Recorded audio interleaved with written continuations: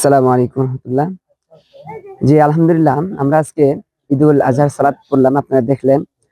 তো আপনারা গতকালকে দেখেছেন, পুরা পৃথিবী দেখেছে গতকালকে আরাফা অনুষ্ঠিত হয়েছে আলহামদুলিল্লাহ।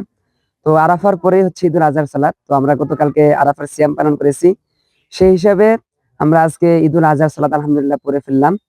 তো হাদিসের সঙ্গে মিল রেখেই আমরা এমনটা করে আসছি দীর্ঘদিন যাবত। আপনারা সকলে আমাদের জন্য দোয়া করবেন। আমরা এখানে ছোটবেলা থেকে আমার বাবারা দাদারা সবাই এখানে ঈদ করতেছে। আমরা একদিন আগে ঈদ করি, আমাদের এটা কোনো সমস্যা না, আমাকে এটা ভালোই লাগে। আসসালামু আলাইকুম। আমরা কিছু মুসলিম রৌমারী উপজেলার গোয়াটাপাড়া গ্রামে ঈদুল আজহার ঈদের সালাত আদায় করার জন্য, 12 তাকবীরের সালাত আদায় করার জন্য আমরা এসেছি।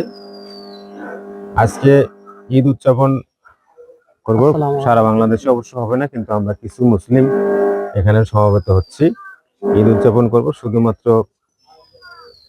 ঈদের চাঁদ দেখা গেছে সৌদি আরব থেকে, সেই উপলক্ষে ঈদের চাঁদ যদি পৃথিবীর কোথাও দেখা যায় তাহলে সালাত আদায় করতে হবে, এই বিশ্বাস থেকে আর কি। এই জন্য আমরা সালাত আদায় করব, দেরি করব না, কারণ আগামীকাল হলে 2 তারিখ হয়ে যাবে, যার কারণে আজকে আমরা ঈদের সালাতটা সম্পন্ন করব। আমরা হাদিসের সঙ্গে মিল রেখে ইনশাআল্লাহ আমরা ঈদের সালাত জামাতের সহিত আদায় করার কারণে আমরা অত্যন্ত খুশি মনে করছি। আমাদের ইংরেজি বাংলা তারিখ সমগ্র পৃথিবীতে একই তারিখ, এই আরবি তারিখ কেন ভিন্ন হবে? তা আমরা মনে করি পৃথিবীতে আরবি তারিখ এই একই তারিখ, সৌদি আরব চন্দ্রের যে তারিখ ওই তারিখটা বাংলাদেশেও হওয়া উচিত। সেজন্য আমরা সৌদি আরবের সাথে মিল রেখে ওই তারিখকে মিল রেখে আমরা এখানকার ধর্মীয় কার্যক্রম আমরা পালন করি। আসসালামু আলাইকুম। ওয়ালাইকুম আসসালাম। আলহামদুলিল্লাহ, সমস্ত প্রশংসা সেই আল্লাহ রব্বুল আলমিনের জন্য, যিনি আজকে আমাদেরকে ঈদুল আজহার সালাত আদায় করার তৌফিক দান করেছেন। আমরা সারা বিশ্ব মুসলমানের সাথে ঐক্যের ভিত্তিতে আজকে ঈদুল আজহার সালাত আদায় করলাম। যেহেতু ঈদুল আজহা অনুষ্ঠিত হয় জিলহজ মাসের 10 তারিখে, 10 তারিখ আমরা নির্ধারণ করি এভাবে, যেদিন হাজিরা আরাফার ময়দানে অবস্থান করে সেদিন হলো এই জিলহজ মাসের 9 তারিখ।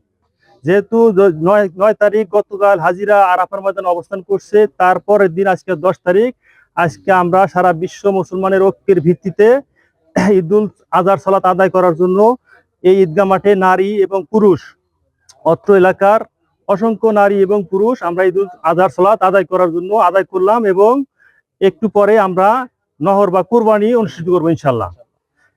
এবং এবছর করছি, অনেকদিন থেকে আমরা করে আসতেছি, এবং আগামীতেও আমরা সেই ঐক্যের ভিত্তি যেন সুদৃঢ় হয় সেই কাজ করার জন্য আমরা আমাদের আপ্রাণ প্রচেষ্টা চালিয়ে দেবো ইনশাল্লাহ।